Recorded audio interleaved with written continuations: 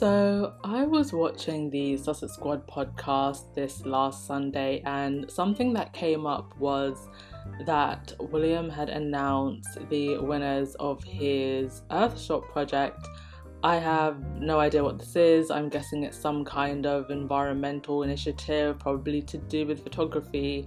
But I bring it up because it just shows the stark differences between the impact and influence the Sussexes have in comparison to the future king and his queen consort, and further highlights what a big mistake it was for them to let jealousy get the better of them and cast out Harry and Meghan.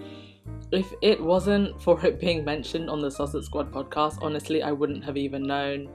And as of the last time I checked, because I went to the YouTube channel that they have where it was announced, and the video only had 14k views.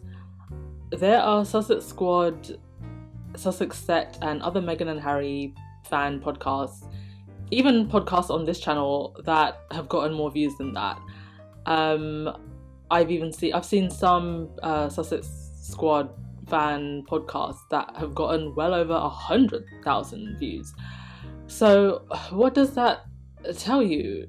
Even the Meghan haters who claim the Cambridges are superior are not watching their faves. In fact, they would rather watch the likes of Murky Meg and co, that whole hater crew, who get hundreds and thousands of views for hating on Meghan, than watch the Cambridges. Meghan haters get more views than the Cambridges. Worse still, the Earthshot initiative, photo prize, whatever it was announced around the same time as Harry's birthday, his meeting with Dr. Biden, and the Times 100 feature. Although I don't actually think that this was done by accident.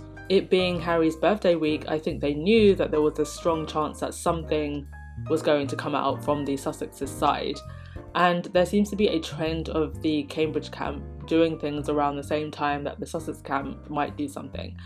And I think before they did it in order to ride on the news wave, and it may have worked for them for a while because their PR people can't seem to write a single headline without mentioning the Sussexes, but I don't think it's working anymore. Now I think that when they try to do something around the same time that the Sussexes do, they just get overshadowed.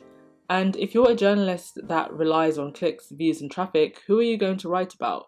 You're obviously going to write about Harry and Meghan, unless you're a paid royal rota rat, in which case you'll just end up writing about both anyway. You'll end up writing about Harry and Meghan anyway, even though you're forced to write about the Cambridges who don't get as many clicks. And to top it all off, there was some weird article in the Daily Mail about William using a typewriter.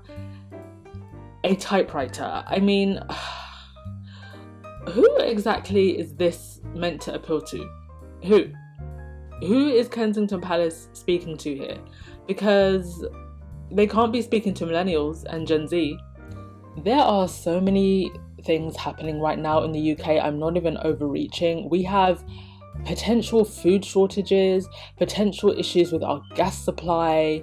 I mean, if our politicians don't get it together, there's going to be a lot of issues this winter. And the reason I'm bringing up the food shortages in particular is because isn't it ironic that the Spare and his wife have food security as one of the top priorities on their agenda through Archwell Foundation, and they are supporting soup kitchens via their collaboration with Chef Jose and the World Central Kitchen, while the future king has done nothing to offer assurance to the public, knowing that there is a potential food shortage that could come to the UK. Every time I go to a local supermarket now, the gaps in the shelves are becoming more and more noticeable. In fact, it's at the point now where they're putting stickers stating when the next delivery is coming for certain items, and for some items it could be weeks. And there hasn't been a peep from the royals on what they would do in the event of a crisis to support the peasants that pay for their lavish lifestyles. Because I can promise you that there will not be any food shortages in the royal households. Kate apparently got dressed recently and left the house. I don't know what she did. She wore a cream blouse apparently. She's back to work. You know, she's meant to be about childhood development. How about rallying industry to make sure that children who live in poverty will be able to get food this winter if the shortages get worse? It takes Marcus Rashford, a footballer, to say something when the literal future Queen Consort is meant to be a spokesperson for childhood development, but it's Marcus Rashford making sure that children get school dinners. If mediocre was an entire institution, it would be the royal family, or rather what is left of it now that Harry and Meghan are gone. That's all for this video. Thank you for supporting as always. I will see you in the next one, my lovelies. Ciao!